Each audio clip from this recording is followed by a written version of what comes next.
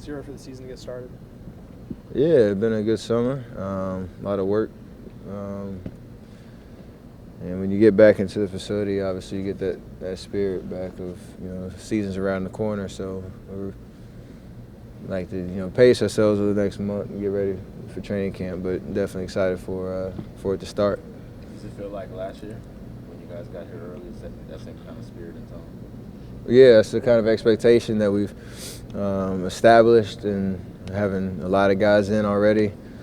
Just to, we always have the turnover of the roster. You want to get to know the new guys and let them get comfortable with the environment here and the situation we're going to be in all season. So definitely kind of a hunger about every guy that's here. How many guys are here right now? A good amount. There's a couple guys kind of in and out from their respective homes and families and stuff like that, but we've had enough to play 5-on-5 pickup, and you get some good reps in, and the energy is pretty high. Strange having your brother here? Nah, he's one of the guys. I mean, it's just obviously he's staying. We get in the same car and go back to the house together. But when we're here at the gym, it's kind of that another teammate kind of a deal. Sometimes I forget that he's here, and then you see him make a shot. You're like, oh, that's Seth. That's pretty cool. But he's adjusting well and playing well. What's the biggest thing you've been working on this season?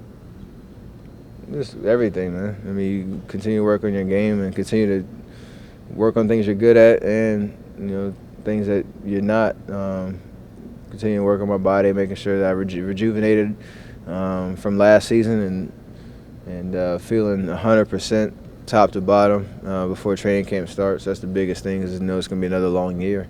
But skill set wise, it's just continue to just perfect things that ball handling, decision making, shooting, everything kind of goes into my game, and you can't really single out one thing. How much different has this summer been for you not having a rehab to do? It's been great. Mentally, to not have to go through that grind. Obviously, there's some guys that are doing it now, and they express that same sentiment that it's a tough thing to wake up every morning and know that you got to go through this grueling process of trying to get back healthy, and then you got to work on your game, and then you got to get back into shape. And I kind of skipped those first two steps. I took my normal amount of time that I've usually taken off, or I guess usually after my rookie year, and then got back into the gym, and you kind of figure out, or you kind of expedite the process in the summer, so you can take advantage of the 3 months that we had, and I've done that, and it's been great. What's on your shooting wrist there? There's some new ink with me and my wife got this summer, but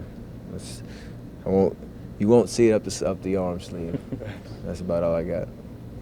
You care to tell us the meaning? It's Hebrew. It's a Bible verse, 1 Corinthians 13:8. So got that on the arm. Love never fails. Yeah. Love never failed to be, yeah. I'm right. Yeah, there you go. There you go. I'm still a ball. But you did a lot of traveling this year, this summer. What was maybe some of your favorite moments during those experiences? I mean, they were all across all different scenes and different experiences. I'd probably say Tanzania was probably the best experience, and my favorite part, the most rewarding part of the summer. Obviously did some fun stuff with a couple commercials and singing and stuff like that. But the Tanzania trip, then to kind of see firsthand the work, the results of the work and fundraising that Nothing But Nets and myself have kind of teamed up to do. It was awesome, and hopefully not my last trip to Africa or to a place where those bed nets are needed. And a great eye-opening trip for me, and brought back some good memories. Are you going to run the same program next year? If you make threes, it'll be three. Yeah, that'll be my ongoing thing. It's just a great way to stay plugged into that mission, and hopefully raise awareness. It's kind of cool. Maybe halfway through the season, you kind of keep count and figure out where I'm at. and do the math and how many bed nets that is and how many lives that potentially is going to save. So it's a pretty cool deal, and hopefully we can grow that to other players and other businesses or people we're going to partner with to either match or come up with their own initiative to help the cause as well. So it should be cool. Was it any different walking around this summer, or either in the States or abroad, given the playoff run and everything for you?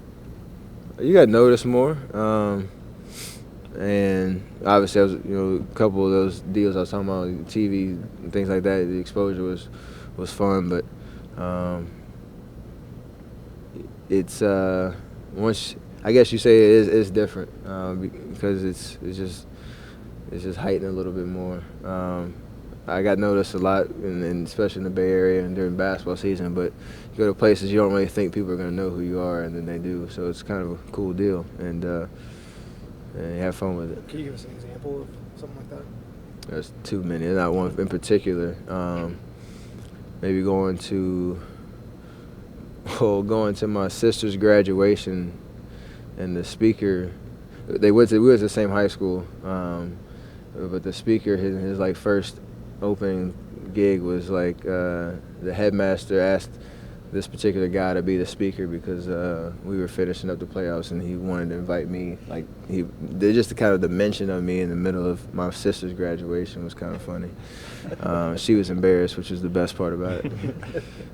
How has being teammates changed the dynamic between you and your brother, if it has at all? It hasn't really. I mean, we're competitive and we have fun on and off the court whenever we're together.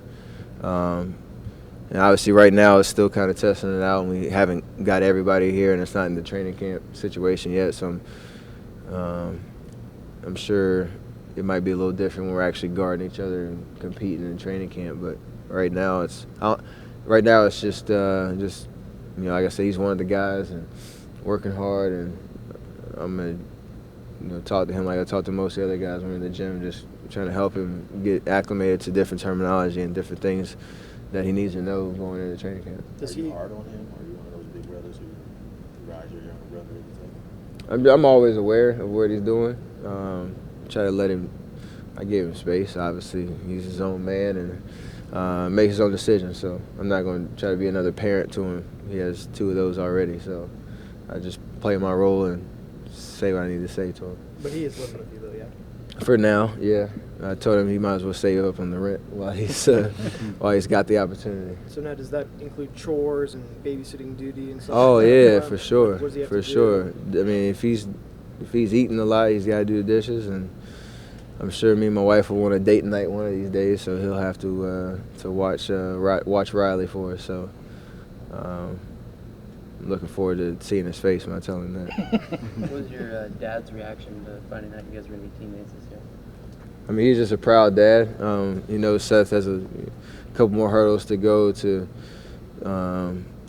really be established in the league, but he has a great opportunity in front of us, and he's dedicated to that mission and working at it. So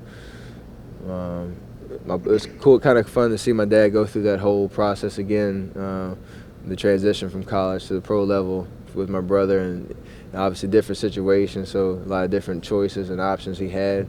And you could see he was proud and just happy to go through that experience again with Seth. So, and obviously he's just starting, so it's going to be a fun ride. Can you talk a little bit about the culture with the Warriors and really the way that coach has impacted, the way the teammates get along and the way you guys prepare for games? It's just a cohesive unit, a family kind of atmosphere where everybody's accountable and bought into the new identity that he's tried to preach to us. No pun intended for the. But he is definitely a guy that knows the game and knows how to manage people and get the most out of the talent he has. And so, kind of growing with him in his 3rd year now. It's been rewarding so far, and I know he's going to continue to become a better coach, and we're going to become a better team around him. So you have to be excited about the opportunity, especially with the moves that we've made over the offseason. What do you think of your new plaque over here? What do you think of your new plaque over here? I came in the shop 2 days in a row and didn't even notice it. which is kind of funny because we always used to joke about the old accolades that they had after Latrell Sprewell. They had all the dunk contest and rookie game participant and all that stuff. So I had skills champ and 3-point shootout. They took him down when Coach Jackson was here. So I was kind of salty about that. And then I saw that deal. So that's pretty cool. Hopefully as long as this building's standing, you got that little space to remember 3-point record, which was pretty cool. But we'll try to get up on that board with D. Lee too. You're not going to outdo it this year? Say what? You're not going to outdo that one There's this year? space for another one, hopefully. Getting Or back to maybe the offseason- even Clay up there too.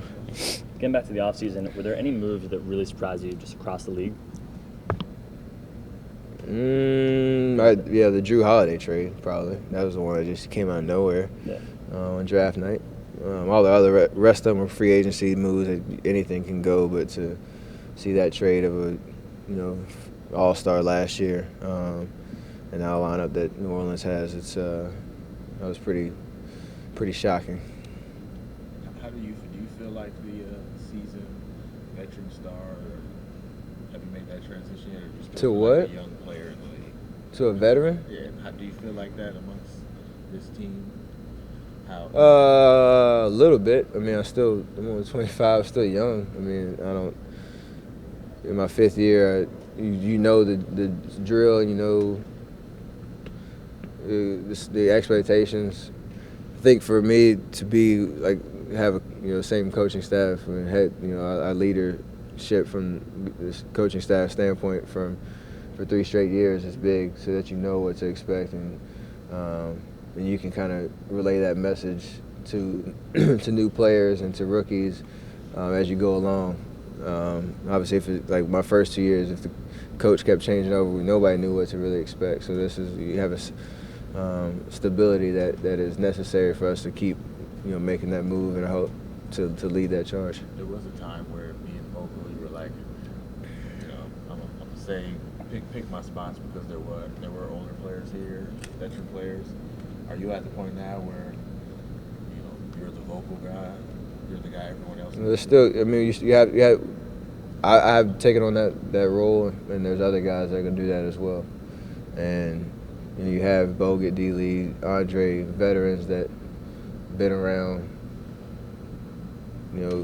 If you hear them talk, you respect what they're saying, and as leaders, regardless of titles or whatever, we're gonna have a lot of voices in our locker room and on the court, and I got to be one of those guys. So that's what makes a good team. You have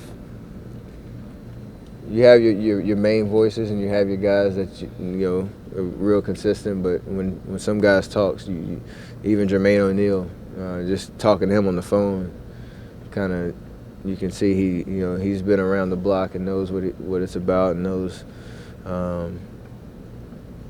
the opportunity that we have, and him being a part of that as well. So you just gotta have a lot of different voices speaking up, and I gotta be one of those main guys. 2 more guys. David talked yesterday about wanting to maybe add a corner 3 or top key 3 to his game.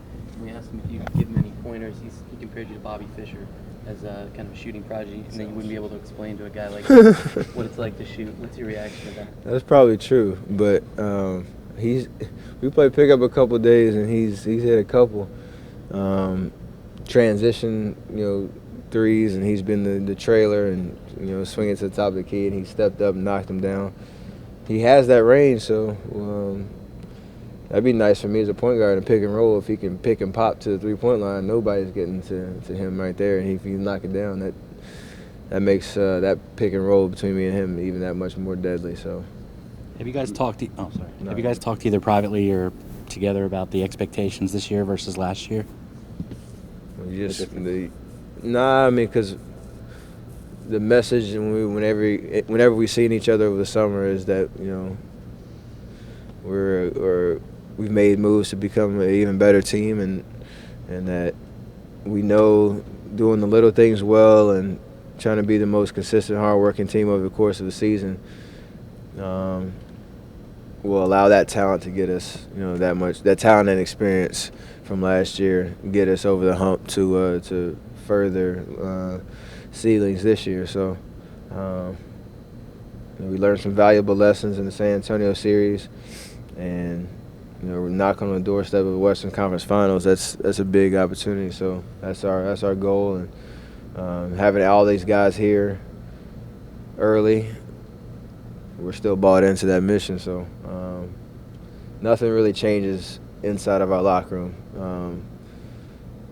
We have that playoff board. I won't tell you what the number is, but there's a number on that board next to our name of a goal that we've kind of agreed upon that's a good goal for us. It has a 5 in front of it, so you want that as an attainable starting point, and then going from there when you hit the playoffs.